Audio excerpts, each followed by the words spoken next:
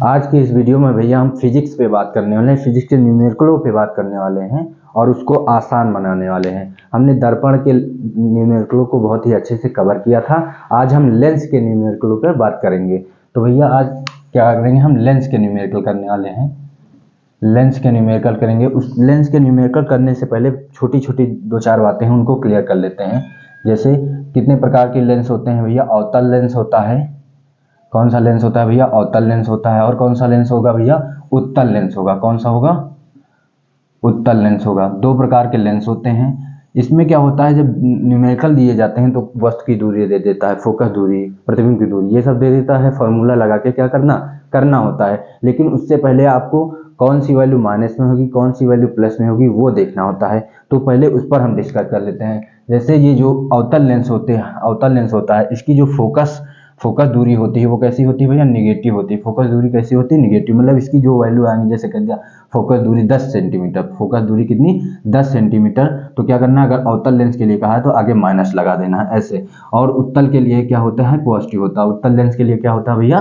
Positive होता है।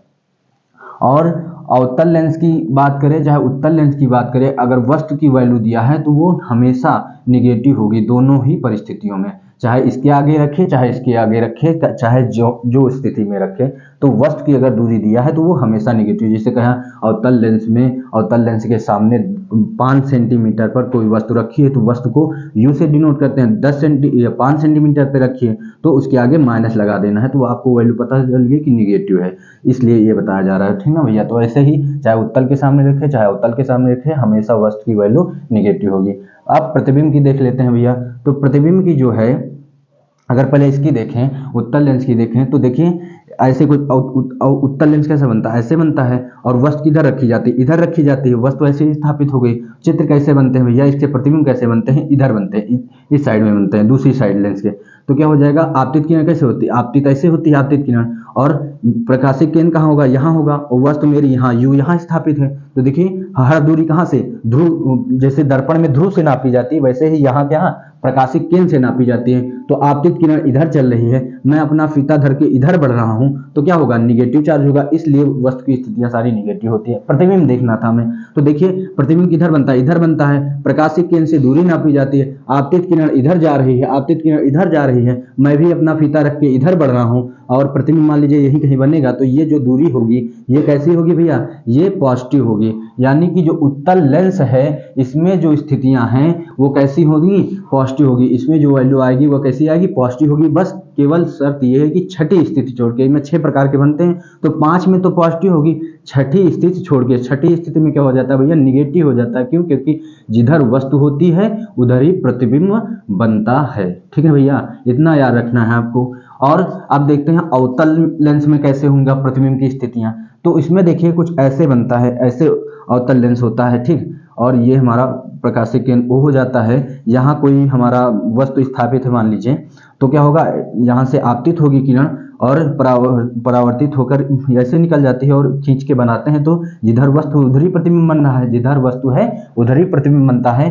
तो देखिए आपतित किरण इधर जा रही है, आपतित किरण इधर जा रही है, मैं फीता रखता हूँ, इधर की ओर बढ़ रहा हूँ, तो देखिए आपतित किरण की विपरीत दिशा में मेजर कर रहा हूँ, दूरी को आपतित किरण की विपरीत दिशा में मेजर कर रहा हूँ, तो क्या होगा? यहाँ निगेटिव। यानी कि दो ही स्थितियां होती, दोनों ही स्थितियों में वैल्यू कैसी आएगी? निगेटिव आएगी। ये तो जनरल बात थी। और थोड़ी सी बात देख लेते हैं। जैसे वस्तु को किससे डिनोट करते हैं? यू से, प्रतिबिंब की दूरी को वी से, और वस्तु की जो ऊंचाई होती है उसको ओ से भी डिनोट कर सकते हैं, एस से भी डिनोट कर सकते हैं, और प्रतिबिंब की जो ऊंचाई होती है उसको आई से भी डिनोट कर सकते हैं और एच डैश से भी डिनोट कर सकते हैं। फोकस दूरी को स्मॉल एम से, और वक्रता त्रिज्या अगर आ जाती है, वक्रता त्रिज्या इसमें वैसे आता नहीं है, फोकस दूरी बस यही 3 वैल्यू दी जाती है। आवर्धन दे दिया जाता है तो उसका स्मॉल एम से डिनोट करते हैं। ये छोटी छोटी बातें थी, अगर ये क्लियर है तो आप बहुत ही अच्छे से न्यूमेरिकल कर सकते हैं। इंपॉर्टेंट न्यूमेरिकल पीछे पढ़ना कोई जरूरी नहीं है, अगर आप कॉन्सेप्ट क्लियर कर लेते हैं तो सारे ही न्यूमेरिकल आप बहुत ही आसानी से कर सकते हैं।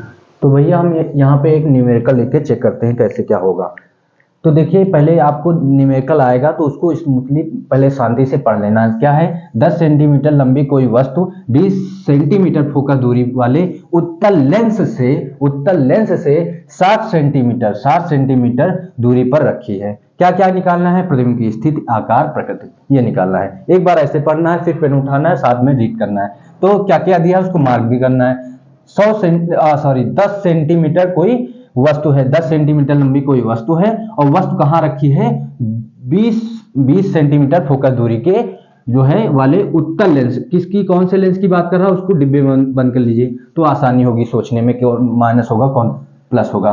तो उत्तल लेंस की बात कर रहा है। उत्तल लेंस के कहाँ रखा है? 60 सेंटीमीटर दूर रखा है। ये हमारा डेटा था। क्या क्या निकालना है? प्रतिबिंब की स्थिति, आकार और प्रकृति, ये हमारे इंपॉर्टेंट कीवर्ड्स थे। अब सारा डेटा क्या करना है? आपको इकट्ठा कर लेना है। तो लंबाई दिया है, लंबाई को मैंने बताया था वस्तु की लंबाई है, एस से डिनोट कर सकते हैं, ओ से भी डिनोट कर सकते हैं, चाहे एस से करें चाहे ओ से करें। तो मैं यहाँ एस से कर रहा हूं, ठीक ना भैया। तो क्या है? एच बराबर कितना है? 10 सेंटीमीटर। एच बराबर कितना है भैया? 10 सेंटीमीटर। और ऐसे होता है, जैसे ये कौन सा लेंस की बात कर रहा? उत्तल लेंस की। तो उत्तल लेंस ऐसे बनता है, वस्तु मुख्य अक्ष से ऊपर रखी जाती है और मुख्य अक्ष के ऊपर की दूरियां जो मेजर की जाती हैं वो क्या होती है? धनात्मक होती हैं। इसलिए यहाँ प्लस माइनस का कोई वो ही नहीं है, प्लस ही रहेगा।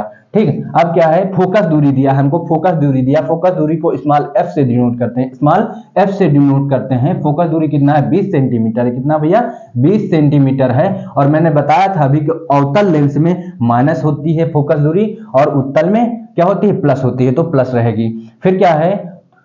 उत्तल लेंस से वस्तु की दूरी दिया है, वस्तु की दूरी को किससे? यू से डिनोट करते हैं। कितनी दूरी पर रखा है? 60 सेंटीमीटर पे रखा है। मैंने कहा था चाहे उत्तल में रखी हो वस्तु की दूरी दी हो चाहे अवतल में दी हो, हमेशा आंख बंद करके माइनस लगा देना, कुछ सोचना नहीं है। क्या क्या निकालना है? प्रतिबिंब की स्थिति अर्थात वी निकालना है, क्वेश्चन मार्क। और क्या निकालना है भैया? आकार निकालना है। क्या निकालना है भैया? आकार निकालना है। और क्या निकालना है? प्रकृति बतानी है। क्या बताना है भैया? प्रकृति बतानी है। ऐसे आपको क्वेश्चन को पहले अपने आप से डिनोट कर लेना है। सारा डेटा जब इकट्ठा हो जाएगा तो आपको खुद ही दिखेगा कौन सा फॉर्मूला मैं लगाऊं। तो देखिए वी आपको निकालना है, एफ दिया है, यू दिया है, एच छोड़ दिया। एफ तो आकार के लिए है, उससे कोई मतलब ही नहीं। पहले हम आगे देखते हैं, आगे जो काम है वो क्या निकालना है? वी। पहले वी निकालिए। वी कैसे निकलेगा? देखिए आपको एफ दिया है, यू दिया है, तो ऐसा कौन सा फॉर्मूला है जिसमें हम एफ और यू की वैल्यू रखें तो हमको वी की वैल्यू पता चल जाए। हमको पता है लेंस का सूत्र है। लेंस का सूत्र क्या होता है? 1/f। 1/f इक्वल होता है 1/v। ABCD गलत कर देनी है, जो हमने बचपन में गलती करते थे, राइट नहीं करनी। यू के बाद वी आता है, लेकिन यहाँ का करना है वी के बाद यू करना है। इसमें दिक्कत हो जाती है, आगे पीछे करते थे, लेकिन आपको याद रखना ABCD हमको क्या करना है? गलत करना है। तो 1/v माइनस 1/u आ जाएगा। ये हमारा लेंस का फॉर्मूला होता है। दर्पण में क्या होता है? यही चीज यहाँ प्लस लग जाती है। तो अगर आपको एक याद है तो दूसरा अपने आप याद हो जाएगा। अब क्या करना है? सारा जितना वैल्यू है सारा यहाँ रख देना है, आपकी वैल्यू निकल आएगी। तो 1/f, f का मान कितना है? 20 है। f का मान कितना है? 20 है। v निकालना है, ठीक ना भैया? v निकालना है। फिर क्या होगा? माइनस होगा। u का मान क्या है? u का मान है -60, तो u का मान यहाँ रख देंगे -60। अब अगली लाइन में क्या करना है? जो ये माइनस यहाँ आ जाएगा, इस माइनस को प्लस कर देगा। माइनस माइनस जब टकराता है तो भैया प्लस हो जाता है। तो क्या हो जाएगा? 1/20। यहाँ क्या है? 1/v हो जाएगा और ये माइनस माइनस क्या हो जाएगा? प्लस हो जाएगा। यहाँ पे जो था हमारा वही बचेगा। अब क्या है? आपको निकालना क्या है? आपको v निकालना है। तो क्या करना? इसको किसी तरह अकेला करना पड़ेगा। तो जो डेटा इधर है उसको दूसरी इक्वल के दूसरी तरफ भेज देंगे। तो इधर प्लस है तो इधर जाएगा माइनस हो जाएगा। तो 1 यहाँ पे जो था 1/20 था और ये इधर प्लस है, इधर आएगा क्या? माइनस हो जाएगा। तो 1 क्या हो जाएगा? 60 हो जाएगा और 1 यहाँ पे v बचा हुआ है। अब क्या करना है? जब ऐसे आप इधर दोनों सारी वैल्यू इधर कर लेते हैं तो क्या करना है? इन दोनों का क्या करना है? आपको एलसीएम निकालना है। क्या करना भैया? एलसीएम निकालना है। तो एलसीएम निकाल लीजिए। किसका चाहिए? 20 और 60 का चाहिए। किसका चाहिए भैया? 20 और 60 का चाहिए। 20 और 60 का काटेंगे, 2 से स्टार्ट करेंगे काटना, 2 से काटेंगे 10 बार में जाएगा भैया, ये 30 बार में जाएगा। फिर काटते हैं 2 से 5 बार में जाएगा, ये भैया 15 बार में जाएगा। फिर 3 से काटते हैं 5 बार, 5 तो जाएगा नहीं तो वैसे ही उतार लें, जो नहीं जाएगा वैसे, और ये 5 बार में जाएगा। फिर फाइनली हम 5 से काट देंगे, एक बार चला जाएगा। अब जो इधर हमको संख्या मिली है इनको गुणा कर देंगे, वही हमारा एलसीएम होगा। तो देखिए 5 3 15, 15 दूना 30 दूना 60, कितना आएगा भैया? 60। एलसीएम कितना आया हमारा? एलसीएम आ गया 60। एलसीएम कितना आया? 60। और 1/v इधर चल ही रहा है, 1/v इधर चल ही रहा है, ठीक है। 60 आ गया। अब क्या करना है, जो ये 20 है, जो भैया ये 20 है, इस 20 से इस 60 को भाग देंगे। जो 60 हमारा है इसको 20 से काटेंगे तो कितने बार में जाएगा भैया, 3 बार में। तो ऊपर हम 3 का गुणा कर देंगे, इसके ऊपर क्या करेंगे, 3 का गुणा कर देंगे माइनस है। ये 60 को 60 से अगर भाग देंगे, 60 को 60 से भाग देंगे तो क्या एक बार में कट जाएगा, तो 1 में 1 का मल्टीप्लाई 1 आ जाएगा, तो यहाँ पे 1 लिख देंगे। आगे सॉल्व करेंगे भैया, आगे सॉल्व करेंगे तो क्या हो जाएगा, 3 में से 1 जाएगा, 3 में से क्या जाएगा भैया, 1 जाएगा, क्या बचेगा, 2 बचेगा, और नीचे 60 चल ही रहा है। इक्वल के इस बार 1 बाई भी चल ही रहा है, जो जहां चल रहा है वो चलेगा, जहां चेंज करें वहां चेंज करते जाएंगे। अब इसको काटेंगे तो ये 1 और ये 30 कट जाएगा। अब क्या बचेगा हमारे पास, जो बचा है 1 बाई 30 हो जाएगा, 1/30 हो जाएगा, और इधर क्या है, जो चल रहा था वो चलेगा। अब क्या करना है, आपको ऐसी परिस्थिति का सामना करना पड़ेगा हर बार, तो आपको याद रखना है इसको क्रॉस मल्टीप्लाई कर देना, हमको डेटा अपनी वैल्यू पता चल जाएगी। तो यहाँ जो वैल्यू निकल के आएगी ये इधर आ जाएगा तो v हो जाएगा, और ये उधर जाएगा तो 30, यानी कि हमको v का मान पता चल गया, कितना है, 30 सेंटीमीटर। कितना है भैया, 30 सेंटीमीटर। यूनिट भी लिख दिए 30 सेंटीमीटर। एक पार्ट तो सॉल्व हो गया। अब क्या निकालना है भैया, हमको आकार निकालना है। क्या निकालना है, आकार निकालना है। तो आकार के लिए भैया सूत्र जो होता है वो सूत्र लगा दीजिए। आकार का फॉर्मूला होता है हमारे पास भैया, आकार निकालना है, v निकल चुका है, तो आकार का फॉर्मूला होता है h dash by h equals to v by u। सारा वैल्यू रखे हैं, हाँ बस मान निकल आएगा। तो h डैश पता है, नहीं पता है। h की वैल्यू क्या है भैया, 10 है। h की वैल्यू क्या है, 10 है। v का मान क्या कितना है हमारे पास, 30 है। v का मान कितना है भैया, 30 है। u का मान कितना है, -60 है।